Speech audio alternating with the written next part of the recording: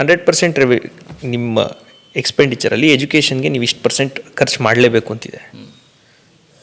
ಎಜುಕೇಷನ್ಗೆ ಇಷ್ಟು ಅನುದಾನ ಬಂದೇ ಬರುತ್ತೆ.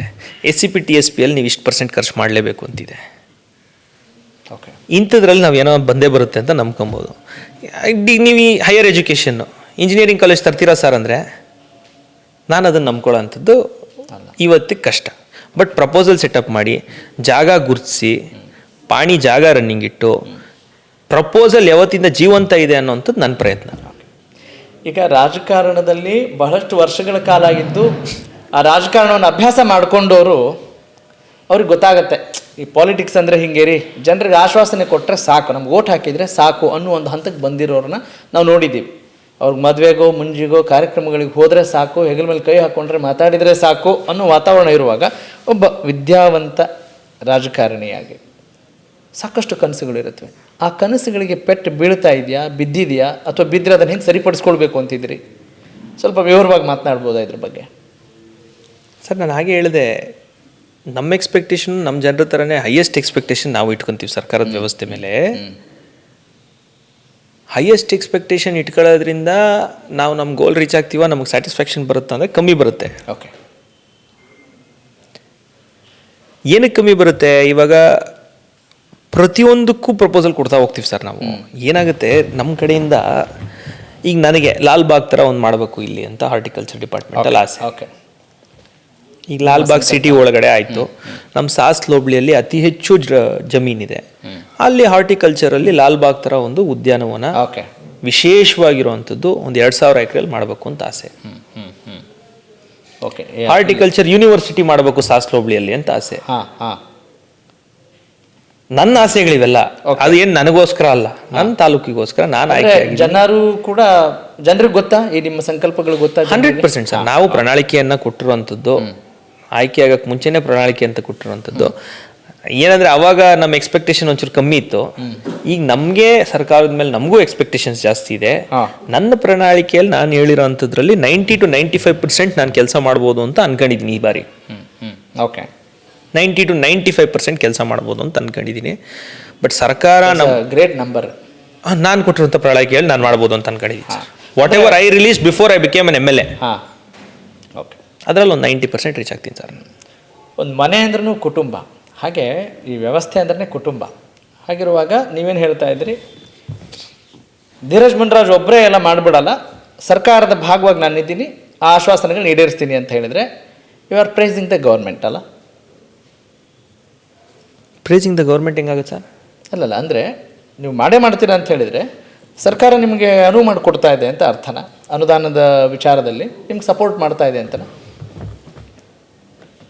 ಅನುದಾನ ಅಂತ ನಾನು ಮತ್ತೆ ಕ್ಲಿಯರ್ ಕಟ್ಟಾಗಿ ಎಕ್ಸ್ಪ್ಲೇನ್ ಮಾಡ್ತಾ ಇದ್ದೀನಿ ಸರ್. ಅಲ್ಲ, you didn't get my question. ನನ್ನ ಕ್ವೆಶ್ಚನ್ ಅರ್ಥ ಆಗಲಿಲ್ಲ. ಅಂದರೆ ಈಗ ನೀವು ಏನು ಜನರಿಗೆ ಆಶ್ವಾಸನೆ, ಈಗ ಇರೋದೇ ಅದು ಜನ ಮತ್ತು ಜನಪ್ರತಿನಿಧಿ ನಡುವೆ ಇರುವಂಥ ಸಂಬಂಧ ಏನು?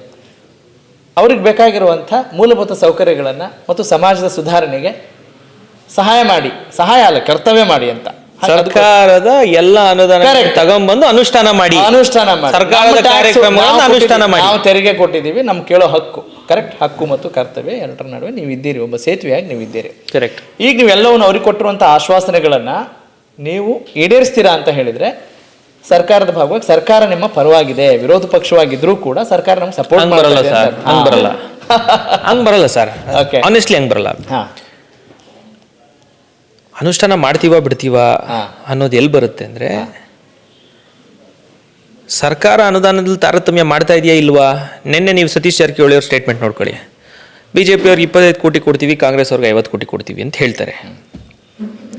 ಈಗ ನಾನೇ ಸಿಂಪಲ್ ಪ್ರಶ್ನೆ ಕೇಳಿದ್ರೆ 8,000 ಕೋಟಿ ಎತ್ತಿಟ್ಟಿದ್ದಾರೆ CM. ಸುಮ್ಮನೆ ಜನಕ್ಕೆ ಕಣ್ಣೋರಿಸುವಂಥ ಕೆಲಸ. ಅನುದಾನ ಲಭ್ಯತೆ ಎಲ್ಲಿ ತೊಂದರೆ ಆಗ್ತಾ ಇದೆ ಅಂತ ಹೇಳ್ತೀನಿ. As per discretionary power CM ಅವರು ಈ ಬಜೆಟಲ್ಲಿ 8,000 ಕೋಟಿ ಎತ್ತಿಟ್ಟಿದ್ದಾರೆ. ನನ್ನ ಡಿಸ್ಕ್ರಿಷನರಿ ಪವರಲ್ಲಿ CM ಸ್ಪೆಷಲ್ ಗ್ರಾಂಟ್ ಕೊಡ್ತೀನಿ ಅಂತ ಹೇಳಿ. ಆ ಸ್ಪೆಷಲ್ ಗ್ರಾಂಟ್ ಬಂದ್ರೆ ನಾವು ಹೆಸರು ಮಾಡೋಕ್ಕಾಗೋದು. Correct. To answer your question. Correct.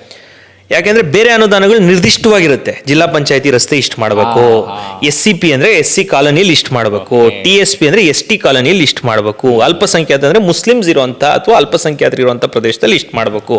ಅದು ರೆಗ್ಯುಲರ್. ವಿಶೇಷ ಅನುದಾನ ಅಂತ ಬಂದಾಗ ಡೆಕ್ಸ್ ಲ್ಯಾಬ್ ಮಾಡ್ಬೋದು, ಚೆಕ್ ಡ್ಯಾಮ್ ಮಾಡ್ಬೋದು, ಪಾರ್ಕ್ ಡೆವಲಪ್ಮೆಂಟ್ ಮಾಡ್ಬೋದು, ಸರ್ಕಲ್ ಡೆವಲಪ್ಮೆಂಟ್ ಮಾಡ್ಬೋದು, ಕ್ಲಾಕ್ ಟವರ್ ಒಂದು ಮಾಡ್ಬೋದು, ಏನು ಬೇಕಾದ್ರೂ ಮಾಡ್ಬೋದು. ವಿಶೇಷ ಅನುದಾನ. I got it.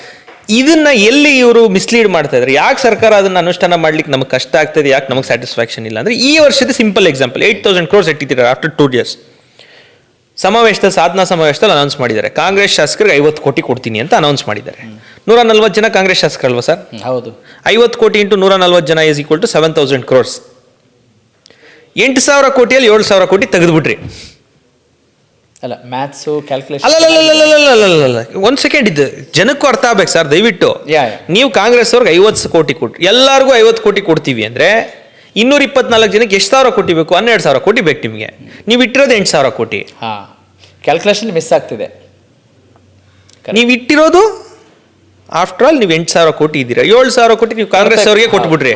ನಾವು ಬಿಜೆಪಿ JDS ಇಂಡಿಪೆಂಡೆಂಟ್ ಸೇರಿ ಎಷ್ಟಿದೀವಿ? ನಾವು ಒಂದು 85 ಜನ ಇದೀವಿ. 85 divided by 1,000 crores is hardly 12 crores sir. Correct. Dheeraj ಅವ್ರಿಗೆ ಅನಿಸ್ತಿದ್ಯಾ ಎಲ್ಲೋ ನಾನು ಆಡಳಿತ ಪಕ್ಷದ ಒಬ್ಬ ಶಾಸಕನ ಯಾವುದೇ ಕಾರಣಕ್ಕೂ ಇಲ್ಲ ಸರ್. ಅಲ್ಲ, ಯಾಕಂದ್ರೆ ಇಷ್ಟೊಂದು ಕಷ್ಟಪಡ್ಬೇಕಲ್ಲ, ತಾರತಮ್ಯ ಇರುತ್ತೆ ಸರ್. ಹಂಗ ಅನಿಸ್ತಿಲ್ವಾ? ತುಂಬಾ ನಾನು ಬಹಳ ಸರಳ, ಜನರಿಗೆ ಅನುಕೂಲ, ಜನಕ್ಕೆ ಅರ್ಥ ಆಗೋ ರೀತಿಯಲ್ಲಿ GDP ಎಲ್ಲ ಮಾತನಾಡ್ತಾ ಕೂತ್ಕೊಂಡಿಲ್ಲ ಇಲ್ಲಿ. ವಿಶೇಷ ಅನುದಾನಗಳು ನೀವೇನು ಹೇಳಿದ್ರಿ ಅದರಲ್ಲಿ ತಾರತಮ್ಯ ನಡೀತಾ ಇರೋಂಥದ್ದು ಸಾರ್ವಜನಿಕರ ಗಮನಕ್ಕೂ ಬರಬೇಕು. ಅದೀಗಲ್ಲ, ಸೆಷನಲ್ಲೂ 11ನೇ ತಾರೀಕಿಂದ 100% ಗಮನಕ್ಕೆ ತಂದೆ ತರ್ತೀವಿ. Okay okay. ಸರ್ಕಾರದ ಡ್ಯುಯಲ್ ಸ್ಟ್ಯಾಂಡ್ ಅಥವಾ ಡಬಲ್ ನೀತಿ ಅದು ಸಾರ್ವಜನಿಕರ ಗಮನಕ್ಕೆ ತರಬೇಕು. ಅದನ್ನು ತರುವಂಥ ಪ್ರಾಮಾಣಿಕ ಪ್ರಯತ್ನವನ್ನು ಮಾಡ್ತಾ ಇದ್ದೀವಿ. ಸರ್ಕಾರ ಅನುದಾನ ಕೊಡ್ತಾ ಇದೆಯಾ, ಅನುದಾನದ ಲಭ್ಯತೆ ಇದೆಯಾ? ನಿಮ್ಮ ಡೈರೆಕ್ಟ್ ಪ್ರಶ್ನೆಗೆ, ಸಾರ್ವಜನಿಕರ ನೇರ ಪ್ರಶ್ನೆಗೆ ಒಬ್ಬ ಫಸ್ಟ್ ಟೈಮ್ ಶಾಸಕನಾಗಿ 100% ಅನುದಾನ ಲಭ್ಯ ಇಲ್ಲ, ಅನುದಾನದ ಕೊರತೆ ಇದೆ. ಬರೀ ಫಿಕ್ಸ್ಡ್ ಆಗಿ ಏನು ಸಣ್ಣ ಸಣ್ಣ ಅಮೌಂಟ್ಗಳು ಬರುತ್ತೆ ಅಷ್ಟು ಮಾತ್ರ ಬರ್ತಾ ಇದೆ. ಅನುದಾನಗಳು ಏನು ಅಂತಲೂ ಹೇಳಿದ್ದೀನಿ. SCP, TSP, ಎಜುಕೇಷನ್ನು, ಹೆಲ್ತ್ಗೆ ಏನು ಸುಣ್ಣ ಬಣ್ಣ ಹೊಡಿಯೋಕ್ಕೆ, ಕ್ಲಾಸ್ ರೂಮ್ ಮೇಲೆ ಚುರುಕಿ ಹಾಕಕ್ಕೆ, ಇಷ್ಟಕ್ಕೆ ಬಿಟ್ಟರೆ ಏನಕ್ಕೂ ಹೊಸದಾಗಿ ಯಾವುದಕ್ಕೂ ಈ ಬಾರಿ ಅನುದಾನದ ಲಭ್ಯತೆ ಇಲ್ಲ. ಸರ್ಕಾರ is a failure.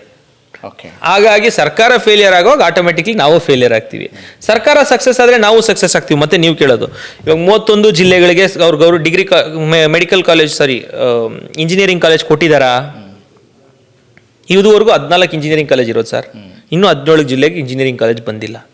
Okay, fine sir.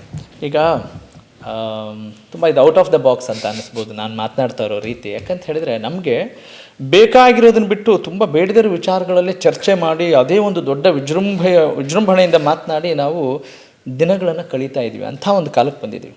ಇನ್ನು ಊಟ ಬೇಕು, ಬಟ್ಟೆ ಬೇಕು, ಎಜುಕೇಷನ್ ಬೇಕು, ಇದು ಸಾಮಾನ್ಯ ವಿಚಾರಗಳು, ಒಬ್ಬ ಪ್ರತಿಯೊಬ್ಬರು ಕೇಳುವಂಥದ್ದು. ಇದರ ಆಧಾರವಾಗಿ ನಾನು ಎಲ್ಲ ಪ್ರಶ್ನೆಗಳು ನಿಮಗೆ ಇವತ್ತು ಕೇಳ್ತಾ ಇದ್ದೀನಿ. ನಾವು ಹೋರಾಟ ಅನ್ನೋದನ್ನು ಎಲ್ಲಿ ಮಾಡಬೇಕಾಗಿತ್ತು? ನಮ್ಮನಿಗೆ ಬಂದು ಯಾರೋ ಬ್ರಿಟಿಷರು ನಮ್ಮನ್ನು ಆಳ್ತಿದ್ರು, ಅಲ್ಲಿ ಯುದ್ಧ ಮಾಡ್ತಿದ್ವಿ, ಸ್ವತಂತ್ರ ಸಂಗ್ರಾಮ, ಅದಕ್ಕೊಂದು ಅರ್ಥ ಇದೆ. ಆದರೆ ನಾವು ಒಂದು ಮನೆಗೆ ಬಂದು ನಾನು ಅವನ ವಿರುದ್ಧ ಫೈಟ್ ಮಾಡ್ತೀನಿ, ಇವನ ವಿರುದ್ಧ ಫೈಟ್ ಮಾಡ್ತೀನಿ, ತಾರತಮ್ಯ ಆಗ್ತಾ ಇದೆ ಅಂತ ಹೇಳಿದಾಗ ಒಬ್ಬ ಯುವ ರಾಜಕಾರಣಿಯಾಗಿ ನಿಮಗೆ ಏನು ಯೋಚನೆಗಳು ಬಂದವು? ಯಾಕಂತ ಹೇಳಿದ್ರೆ ನೀವು ಬಹಳಷ್ಟು ಕನಸುಗಳು ಇರುತ್ತೆ, ಒಳ್ಳೇದು ಮಾಡಬೇಕು, ಏನೋ ಒಂದು ಉತ್ಸಾಹದಿಂದ ಬಂದಿರ್ತೀರಿ.